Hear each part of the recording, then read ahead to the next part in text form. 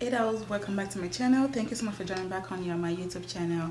If today is your first time of stumbling into my channel, my name is GRWM, but you can call me JT. And if you do know me, what's up? Thank you for coming back. If today is your first time, please do not forget to subscribe, and also do not forget to hit the bell button so that you can be notified when I do upload videos. Please do. So today what I kind of want to do is like a tribute to Black History Month. I have nothing specific in mind to do in terms of like if I'm inspired by someone or if I'm recreating someone's look. I'm just celebrating Black History Month in general. For those of you that do not know, I am Nigerian. I was born in Nigeria. I was raised in Nigeria. If someone asks me what's your citizenship, I would say Nigerian or I would say Canadian. I do reside in America, and I know America is where they celebrate Black History Month, which is for African Americans. So with that being said, I feel like I still fall into the category of an African American, I think, because since I'm from Africa. What I have in mind is to do like a chit chat, get ready with me video. So I most likely would not be talking about what I'm using, but I will probably just do like just add text of the products I'm using in the video, throughout the video. But yeah, for those of you that do not know, I actually went to high school here in the United States, so in Boston to be precise. And when I was in high school, I do not remember us ever celebrating Black History Month. I don't think so. I did my 9th grade, well basically I did high school here, 9th grade, 10th grade, 11th grade, and 12. And I graduated from high school in 2014. I wish. I graduated from high school in 2004, and yeah, I don't remember. Correct me if I'm wrong, if Black History Month was being celebrated at that time, but I don't remember any of that. A lot of people used to complain that why is Black History Month the shortest month in the year? And to me, what I feel about that is that, listen, we should just be glad, at least, they're celebrating, all of our accomplishments and all of that stuff. So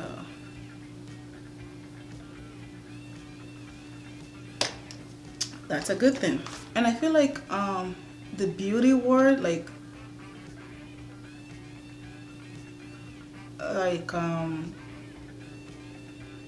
Black beauty bloggers, content creators, I feel like we do celebrate being Black all year round. We do celebrate it. We do acknowledge that we're Black. I don't think we lack that, and I think it's a good thing. Personally, when it comes to like racy stuff, I feel like it's not like I'm not bothered by it, but I don't let it bother me too much, and I personally don't feel like it can be erased. It's always gonna be there. I remember talking to my better half about it just this week, and I asked him, like, do you think there will be one person that can eradicate racism? And we both agreed and said we don't see that happening ever. It might reduce, it might not be shown, but it can never be eradicated completely, which is a sad thing. But this is the world that we live in. I have to think back when I was in high school in Boston. I remember I was the fresh off the boat that just moved to a whole new different country. I have this African accent, which I still do, and I'm proud of it. But I remember then when when in classroom and they ask us questions and, you know, I answer, people will laugh at me, you know, because of my accent. Either they laugh, either they will laugh at me, or they will say they can't hear what I'm saying, or repeat that, you know. Stuff like that kind of got to me back then, and to the point that I wouldn't, you know, answer any question anymore. And then even when I'm asked, I just pretend like I don't know it, just so that I don't talk. I still kept that kind of, you know, attitude that I wouldn't want to talk among people that I'm not comfortable with, people that I don't know, people that I'm just meeting for the first time. I don't talk much just because I don't want anyone to, you know, make fun of me. Part of the reason why I didn't want to join YouTube to start with was because of my accent, because I'm like, I was afraid what people would say. I was afraid what, you know, who will understand me, because I do know I have an accent. I know that myself, but I wasn't really ready at the time to, you know, be open and be free about it, until one time when I saw, and one day I stumbled upon this YouTuber on here who is also a fellow Nigerian, and her name is UMBER. And I remember watching that video for the first time, and then I was like, oh my gosh, she has an accent, she sounds like me. Although I feel like I sound worse, but I felt like, you know, I could relate to her, and I was like, and I really love her confidence in all her videos. It wasn't like she was trying to hide, you know, her having an accent. She wasn't trying to hide it. And, you know, that kind of made me like, you know what, Jackie, just go for it. You can do this. Just go for it and do this. And yeah, here we are. But I say all that just to kind of give you guys, you know, like my own background. But I feel like 2016, 2017, that's when, you know, everyone is like, that's when everyone is getting into all this, you know, Afrocentric vibe, loving their Afro, loving their natural hair, you know, loving, you know, accents, loving, you know, everything that has to do with being an African, everything that has to do with being, everything that has to do with being black. I felt like it was not appreciated before. I've heard people say, you know, that when they were younger, they used to compare themselves to like white people, and they used to say, you know, why are they this color? Why is their hair like this? That was never my case. I never questioned it. Yes, I know I grew up in Nigeria. I left Nigeria when I was 13, but at the same time, when I moved here, I didn't feel like I was out of place. And I guess that's because of, you know, me spending, you know, a great majority of my years in Nigeria. But then when I started high school, you know, my high school had a lot of black people. I still didn't feel, you know, anyway. I still didn't feel somehow, but the only thing that would get to me is that my fellow black people, my fellow, even my cousins, to be honest. Some of my cousins used to make fun of my accent. I remember that. I always wonder, like, what is this accent? What did they sell it for? Me too, I want to buy it. Like, and my sister gets, you know, $1,000 worth of accent. But that was then. I would never ever trade my accent for anything. One particular topic that I do want to discuss, and that's, you know, all these high-end brands and how they're not inclusive with their, you know, shade range when it comes to I guess foundation, powder, and concealer, and all of that stuff. I'm gonna try not to mention any name in particular. And that's just because I don't want to. But my own take when it comes to that particular topic is that I don't care. for some reason, like, my mentality has always been like, if it's a white person owned, they're gonna cater to white people. If it's a black owned, they're gonna cater to black people. If it's either or and they want to be inclusive, that's what they choose to do. I'm not going to say, oh, I'm upset because they don't have my shade. I'm upset because they don't acknowledge me. I'm upset because they don't post me on their page. I'm upset because they don't post, you know, women of color on their page. If that's what they choose to do, I can't change that, and I respect it. It's what they want to do. It's what they want to do. It's their own market. That's the market they're trying to push.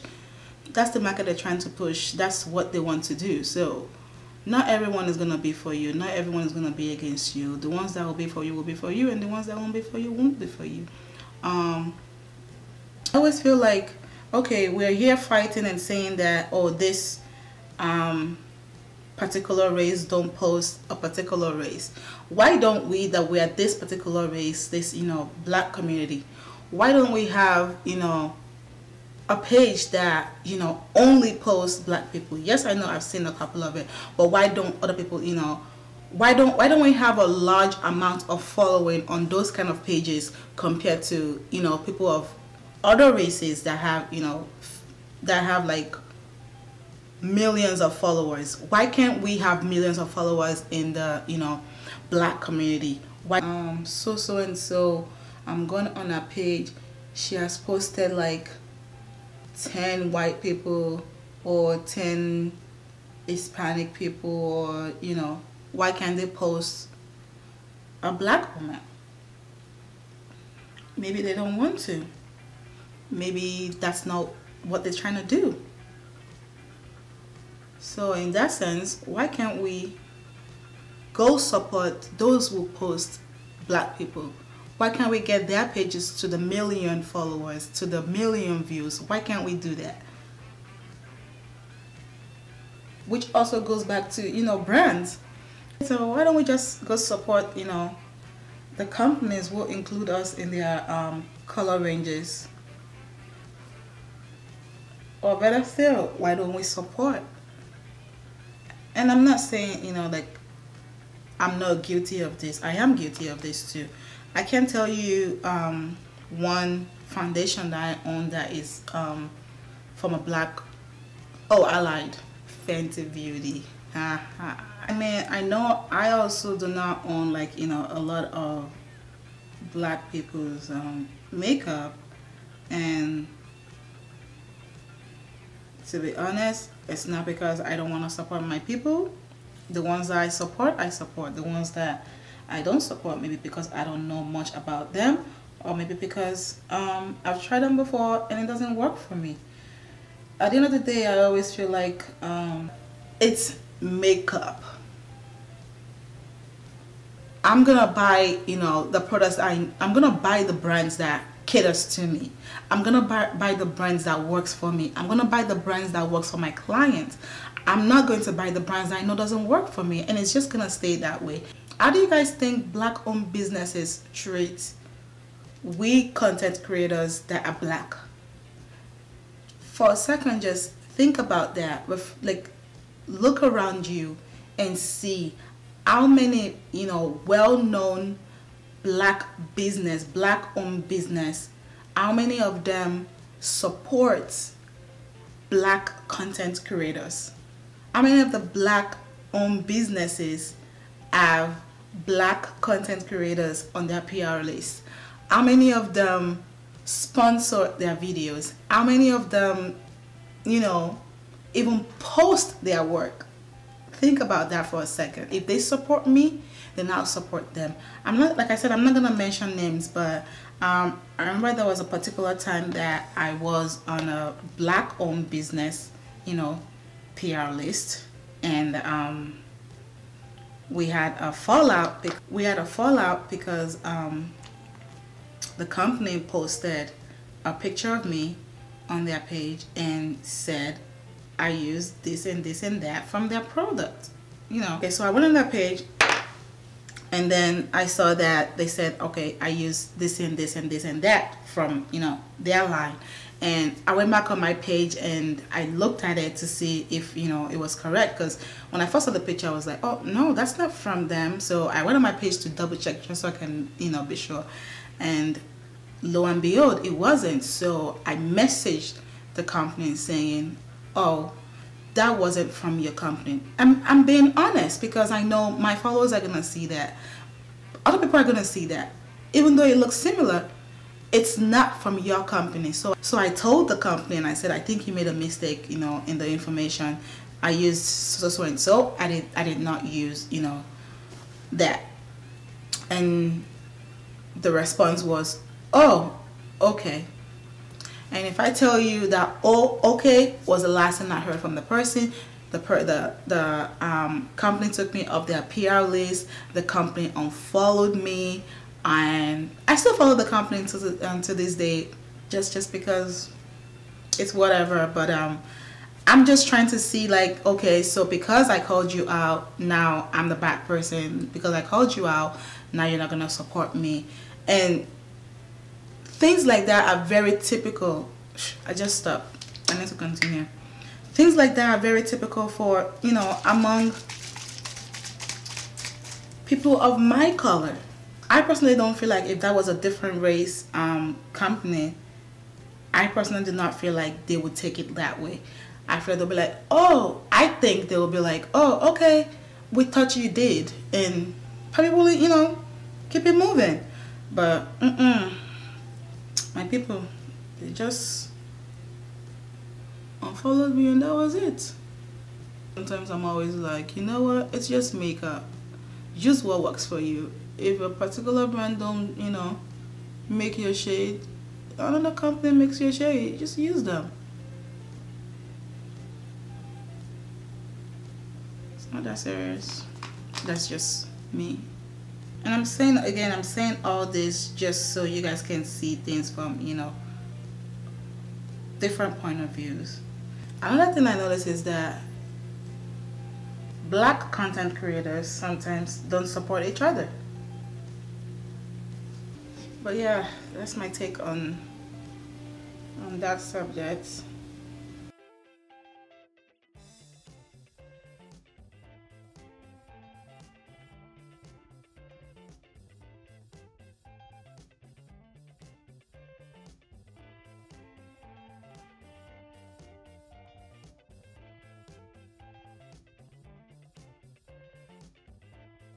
Another company that I remember sometimes last year, they asked me if, you know, I want to review their products, and I said sure, why not? And then they asked for my address, and then I sent it to them, and I never heard anything from them. So I messaged them asking, you know, I messaged them just to, you know, find out, to do a follow-up. For some reason, the company never responded to my message. So I was like, okay. The next thing I see was that, the next thing I noticed was that they got like someone of a different race to promote their business. And when I saw that, I was like, oh, okay, I get it. And again, I didn't unfollow the company because I want to say months after, the company now replied me saying, oh, they're sorry, they never got back to me. And mind you, around the time this company now messaged me back to apologize was the same time I did a product review with a much more bigger company from that company. So you guys, I hope you guys are following me. Just to let you see how some of, you know, black owned business treats we black content creators. And another company messaged me at a point in time that they wanted to work with me. I would do makeup and then they would style, you know, their hair. on me. So I was like, sure, why not? And mind you, this is a big company. It's like a well-known company. So I went over there and, you know, everything went good. At first, what they told me was that, okay, so you're gonna come in. No, at first they said, I want you to go on my page and pick, you know, the styles that you want, and we want you to do like 2 to 3 different looks, and then you can keep one of the look. So one of the you know, wigs that I wear in the video will be for me to keep. So I was like, okay, sure, no problem. They told me to pick like 6 different looks. That's what it was, like 5 to 6 different looks, and then depending on the time, we'll see how many I'm able to do. But whichever looks that I pick, I can keep one of the hair. This is where I know I shouldn't have, you know, gone through with the old thing to start with. So when I sent them the pictures of, you know, the looks that I like, out of like 6 or so, they told me they only have 1 or 2 available. So in my head, I'm like, so why are we doing this? But anyway, she was like, but we still want you to come. We'll work with, you know, whatever we have, you know, in stock. So I was like, okay, sure, no problem, I'll see you. So I went there and I did my thing, they did their thing. It was good. I ended up doing 2 different looks. So one of the look, I know there's no way that I will be able to, you know, maintain it by myself, so I didn't pick that one. I picked another look. So this look that I picked, what I should have noticed was that when they were styling the wig, it took them a long time to get the wigs to look nice. I didn't, you know, take notice to that when I was picking which one I wanted to pick. So anyways, I picked that particular wig, and then I got home. I wanted to work the wig, you know, probably like days after that, and I just couldn't do it. I couldn't do it the way they had it. So I went back on their page for some reason. At this time, mind you, I wasn't thinking anything of it. I just went back on their page, and only for me to see that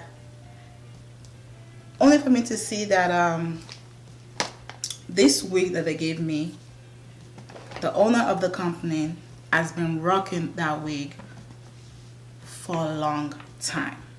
When I say a long time, I went back on the page and they have been rocking this wig for a long time. I didn't say anything. I just thought to myself that, oh, okay, whatever. I see what they did, and I just left it as that. And I didn't take an offense to that immediately, because again, I don't let things bother me too much, especially like I said, if it's not hurting my family, if it's not hurting me physically, spiritually, then it's whatever. So what upset me was when I now saw that they did a collaboration with, you know, someone else, and obviously they gave this person a brand new wig. And I was like, oh, now I understand what's going on here. I get what's going on here. I'm not worth, you know, the brand new wig. That's why I did not get a brand new wig. Okay. Our own people too don't even care about us. So at the end of the day, what I would say is, you do what works for you. Use what works for you. You support the brands that works for you. Support the brands that you feel like is supporting you. And also, in terms of like PR packages and stuff, a lot of black-owned business don't do that. I'm not saying they all have to have, you know, they all have to be sending out gifts for free. I'm not saying they have to send me personally things for free. If I like your product, I'm gonna buy it. If I don't, I'm not gonna buy it.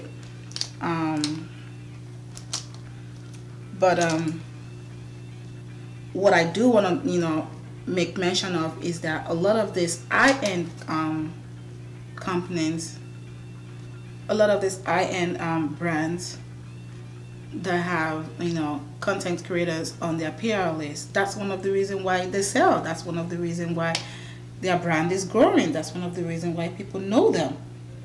But anyways, if we support each other, you know, as you know, this is Black History Month. If only, you know, Black businesses can support Black content creators, if only we Black content creators can support one another, then, you know, things might just be a lot better.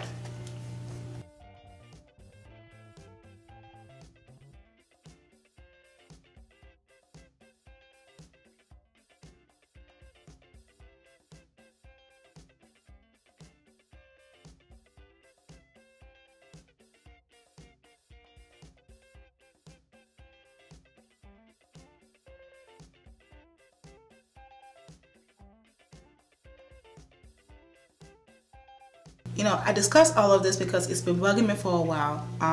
Not because I want to get free products from, you know, from companies. It's not about that. It has nothing to do with that. But it's mainly how, you know, how some Black-owned businesses treat, you know, Black bloggers, Black content creators, and it's not fair on our side if we're saying, oh, we don't want to support you, but then we're saying that because of the way you're treating us.